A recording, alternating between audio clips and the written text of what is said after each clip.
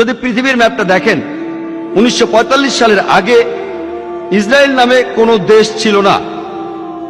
Israel দেশটাই ছিল না। এই ইহুদি দলগুলি, এই দলগুলিকে সন্ত্রাসী বলে ডাকতো ব্রিটিশরা। তারা একটা ইহুদি রাষ্ট্রের জন্য লড়ছিল। পরে তারা শক্তি দিয়ে ইসরায়েল দখল করে আর প্যালেস্টাইনিদের তাড়িয়ে দেয়। এখন এই লোকগুলি প্যালেস্টাইনের লোকদের বলছে, যাদের দাবিটা আরো জোরালো, তাদের দেশ ফেরত চায়। এখন তাদেরকে সন্ত্রাসী বলে ডাকছে ইসরায়েলিরাই। চিন্তা করেন, হিটলার 60 লক্ষ ইহুদি মেরেছিলেন। তিনি ইহুদিদের বের করে দিয়েছিলেন। তারা প্যালেস্টাইনে যাবে কেন? প্যালেস্টাইনিরা তাদের জ্ঞাতি ভাইদের আমন্ত্রণ জানিয়েছিল। তারা যদি কোনো দেশ চায় তাহলে জার্মানিতে ফিরে যাওয়া উচিত, ইউরোপে যাওয়া উচিত।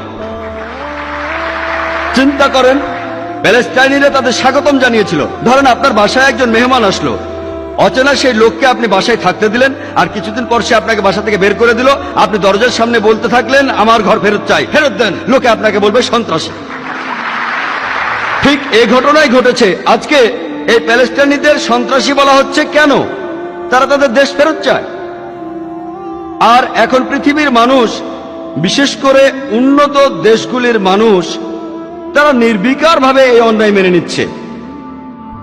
আমরা জানি যে জার্মানিতে ইতিহাস আমাদের বলে 1968 থেকে 1992 সাল পর্যন্ত রাডার মেন হফ গ্যাং তারা অনেক নিরীহ মানুষকে হত্যা করেছিল। ইটালিতে ইতিহাস থেকে আমরা জানতে পারি রেগ ব্রিগেডের কথা, তারাও অনেক নিরীহ মানুষকে হত্যা করেছে। এমনকি 1978 সালে তারা অপহরণ করে ইটালির প্রধানমন্ত্রী এলডো মোরাকে, আর 55 দিন পর তাকে হত্যা করে।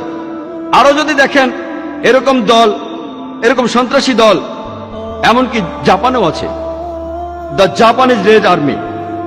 তারা একটা বৌদ্ধ কাল্ট, ওম শিনরিকিও বৌদ্ধ কাল্ট। আর তারা একবার নার্ভ গ্যাস দিয়ে টোকিও সাবওয়েতে হাজার হাজার মানুষকে মারতে চেয়েছিল, কিন্তু ভাগ্য ভালো তারা খুব একটা সফল হতে পারেনি। সেখানে মারা গিয়েছিল মাত্র 12 জন। তবে 5700 জনেরও বেশি নিরীহ মানুষ এই ঘটনায় নার্ভ গ্যাসের কারণে আহত হয়েছিল। এরা সবাই বৌদ্ধ। ইংল্যান্ডে 100 বছরের বেশি সময় IRA, আইরিশ রিপাবলিকান আর্মি, বিভিন্ন আক্রমণ চালিয়ে যাচ্ছে ইংল্যান্ডের বিরুদ্ধে।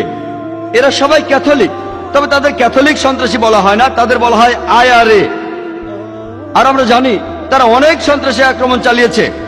শুধুমাত্র 1972 সালে 3টা বোমা বিস্ফোরণ, প্রথমটাতে 7 জন মারা গেছে, দ্বিতীয়টা মারা গেছে 11 জন, তৃতীয়টা মারা গেছে 9 জন। 1974 সালে 2টো বিস্ফোরণ ঘটিয়েছে তারা গিলবার্ট বারে। তারা 5 জন নিরীহ মানুষকে হত্যা করেছে, আহত হয়েছে 44 জন।